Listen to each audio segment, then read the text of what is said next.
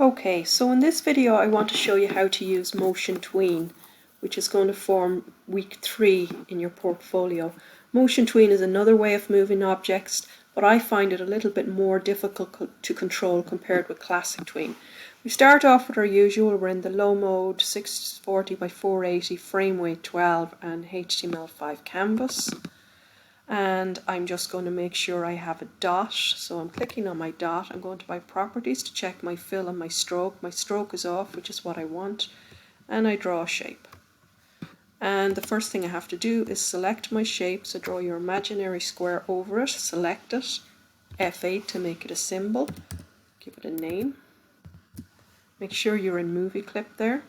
Click OK. And so far so familiar, and just name your layer as well. Always get into the habit of naming your layers. Now, normally what we would do is we would click somewhere and we would press F6 to insert a keyframe, but that's not what we're going to do here.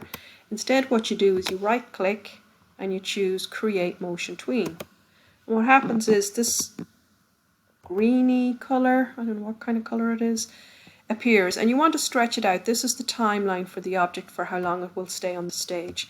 The blue line here is your playhead. Okay, so in the beginning we're going to plan out our animation. In the beginning I want the object here, and then it will move across to here. So what you do is you move the blue playhead to the point where it will be on this side of the stage, but you don't have to press F6. All you have to do is hold down your shift key and drag your object over there. And you can see that it's put in some kind of motion going on. You can actually adjust the motion if you want it to be a little bit bendy, or you can do whatever you like. I just wanted it in a straight line. Next, move your playhead to the next position where the object will be. So I want the object to move down to here. And then you move the playhead to the end, and I want it to end up in the middle. Let's test it. You can see that it's following the path of those blue dots.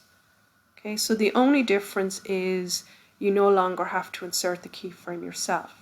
Now, in terms of controlling things, supposing at this point I wanted the object to start changing color, I would have to control click here, so only this keyframe is selected.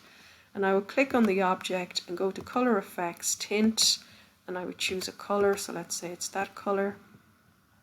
And let's just see, I want to make sure it's not. So there it's changing, okay? And at this point then, control click. I want the object to be a different color. Doesn't look orange at all. I don't know why the colors aren't working properly. The colors don't seem to match for some reason. Okay, so let's see what's happening here. So it's blue, it's turning purple, and then it's turning to that color. And then at the last keyframe, I'm going to control click. At this point only, I want the object to scale up, so I click on my scale button and I pull it up. Now if you don't control click, what will happen is it will start scaling. Oh, you can see it actually did. It's going to start scaling from the beginning, which is not what I wanted. I only wanted it to start scaling between here and here. So that's what I mean by finding it difficult to control the motion tween. Okay. So if you can practice doing that yourself, just doing an object and just moving it like we did at the beginning, and try putting in your colors and your scale. Save it then into your week 3 folder.